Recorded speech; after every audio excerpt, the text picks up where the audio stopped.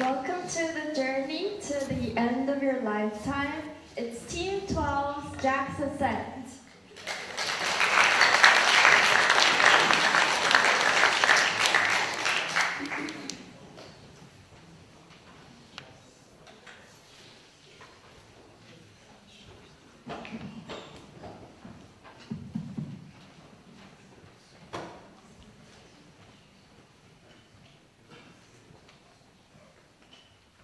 Hello. We are Team 12, Dead Sheep Studios. This is our game, Jack's Ascent. It's a VR horror game. I'm Emily, I'm the producer and artist. I'm James, I'm an artist. I'm David, the sound guy. I'm Camille, programmer. I'm Jeremy, the programmer. I'm Sam, programmer. So, the setting is 50 years ago, there was a mining operation in a mysterious site where the digging operation team found a secret bunker. And what's below that bunker? None other than the gateway to hell. So now, you are Jack, and you have been wrongly sentenced to your own bug-filled hell. And now you have to make your way up and hope that you can get to the bunker at the top unscathed. Here's our demo.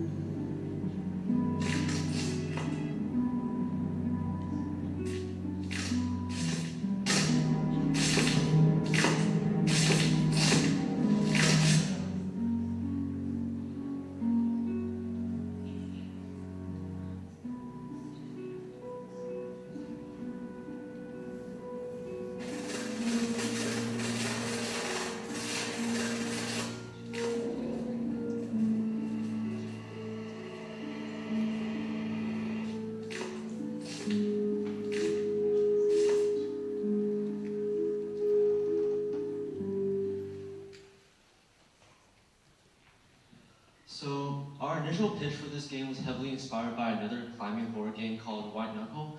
And the main premise for our game is essentially climb up while avoiding / fending off the evil monsters trying to eat you. And we initially wanted to have different themes for each level, but then later on we decided just the main theme of spiders and insects.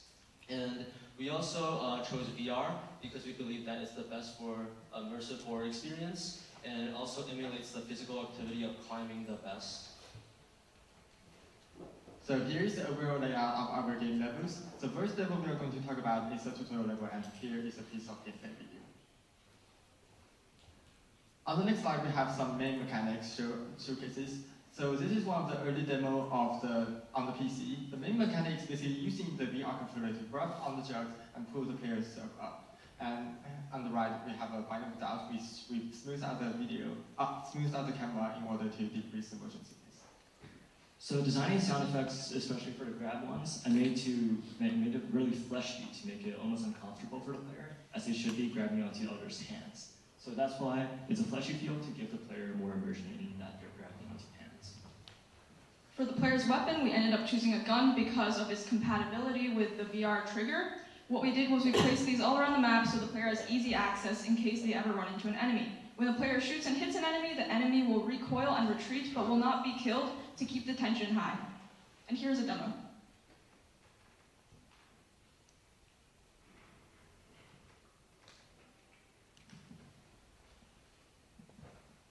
So here are our assets, and this is the player hand grab animation as well as the gun and the holster that the player can put the gun in while they climb. So, before the interims, here is the first design for our tutorial. It was simply a tower with rocks protruding out where the players would grab. It's meant to be where the players can learn the mechanics. And we received feedback that our first tutorial was too dark and too low resolution, so then we retextured it, and the result is the image in the aftersun. And moreover, we added some more assets to make the scene more lively, such as fossils, and we also retextured the hand to make it more flesh-like. And here's one of the BGMs, it's called Lerna. This is the one that was played in the demo, and this is the main menu theme. So designing the soundtrack, I didn't want to outright frighten the player, but rather give them an eerie and uneasy feeling as they enter this world of Jak.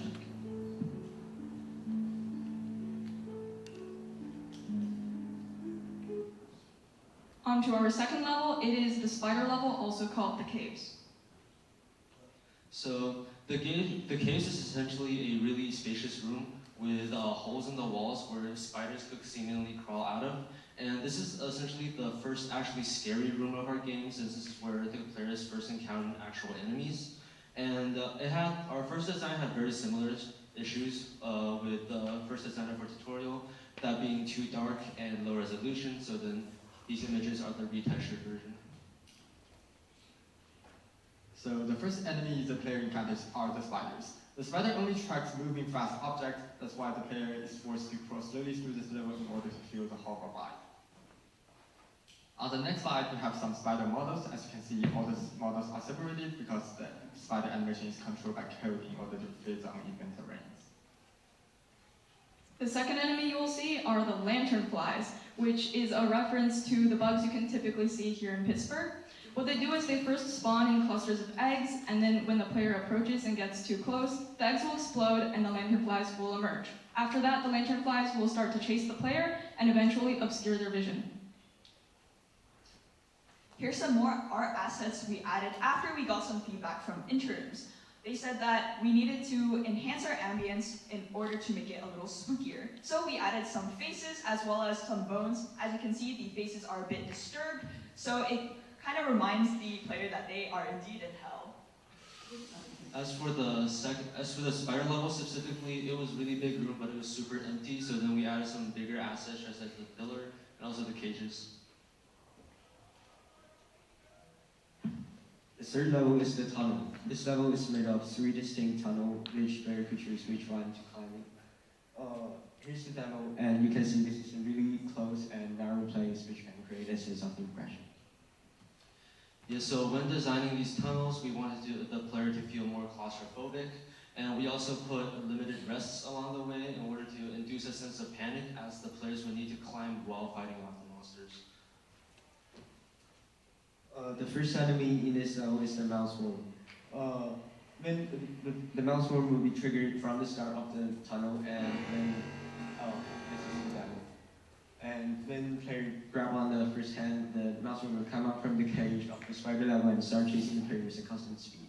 And the player could avoid detection by just climbing faster. The second enemy is the flying centipede. The player stands on some specific cliffs near the end of the tunnel. The centipedes will fly directly to the player and randomly move in for direction twice, and the player could kill them in that period, or they will be killed.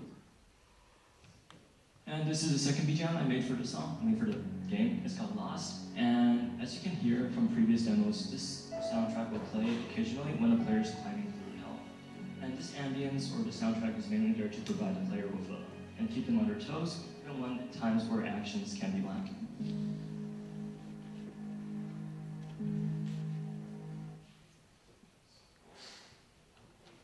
So the fourth level is called the Maw. And this was inspired by real-life caves where they have stalactites, and those are the kind of sharp things coming down from the roof. This is a picture of the level. These stalactites that the player grabs on allows the player to move on to the next level. Now for the fifth level, which is the bunker. Here's the third BGM I made. It's called Additional Finales, translating to the final judgments. And for this one, I went for waltz, which could sort of symbolize the dance the player might be having with the monsters as they go under chase. And to emulate that vibe, I went for a creepy ballroom. Now actually for the fifth level, the bunker. Okay, so the bunker is a bunker. And the bunker is desolate, it's empty, it's rusty, it's forgotten, but it's not the most welcoming bunker, but the bunker still has a sense of warmth. So this bunker symbolizes an end for Jak's journey and relief from hell.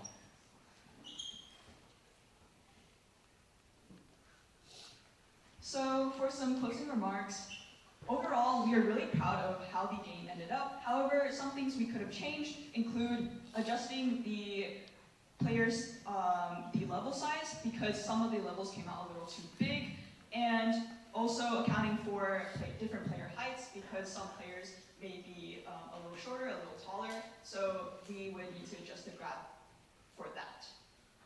But yeah, thank you so much for listening.